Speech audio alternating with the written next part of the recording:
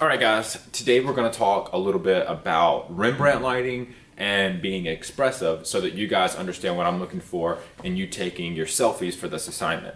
Everybody's got to take a picture of themselves or have someone take a picture of you where you have two things that are your predominant focus. Number one, Rembrandt lighting. That is one strong light source where you're illuminating one side of your face and one side's in shadow, and you're trying to create that little bit of a triangle on your cheek of light coming from that side. The other thing that you're going to want to do is be expressive.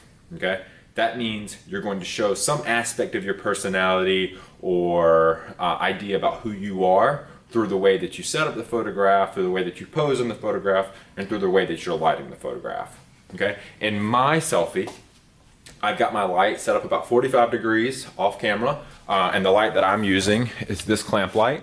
You do not have to have a clamp light to do this assignment. You can use any light source that you have at home, a lamp, a window. As long as you only have one light source, you're going to be kind of okay. Now I'm struggling a little bit because I have my one light source, but I also have light coming in from the window, and that's why this half of my face looks a little bit blue, and this half of my face, it's got that more bright yellow light on it.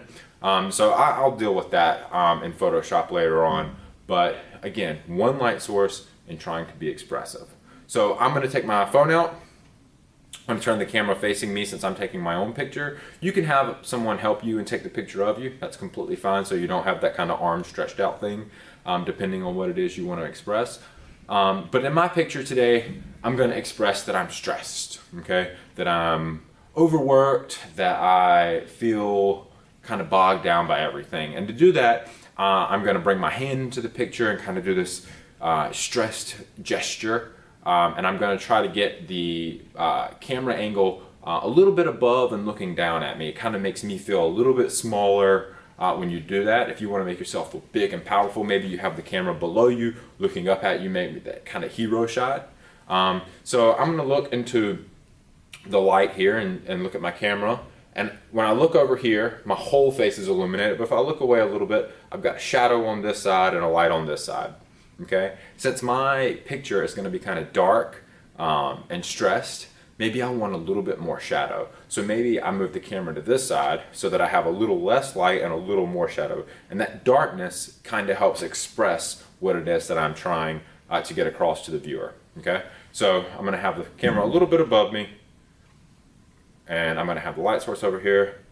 But see, if I do that, I run into a problem with the big shadow of my hand across my face. So I'm going to scratch that idea, and I'm going to go back over here and see if I can't get this sort of stress feeling.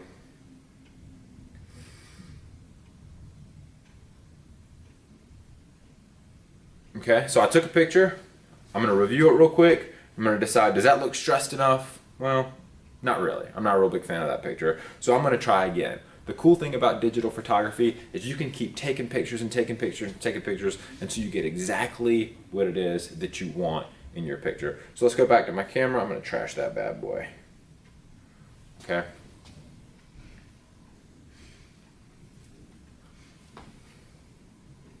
Uh-oh.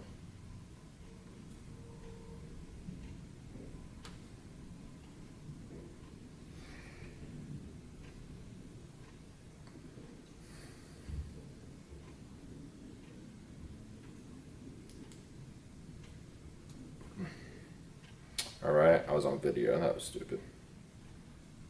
Okay, let's try that one more time.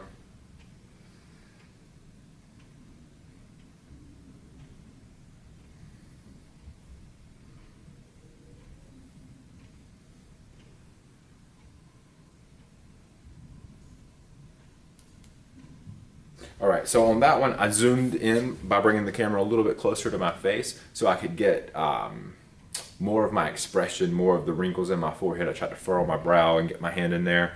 And what I ended up with looks kind of like this. I've got some strong directional lighting here, some shadow over here. I've got the kind of expression that I want on my face. I'm not too worried about the background because I'm not going to be using this background. I'm going to do something else creative in the background. And so I have now satisfied these requirements. And if I was a student, I would just upload this to Google Classroom so that I could print them out for you, and I'm good to go. If you guys have questions, email me or talk to me in class and we'll get it figured out. Okay?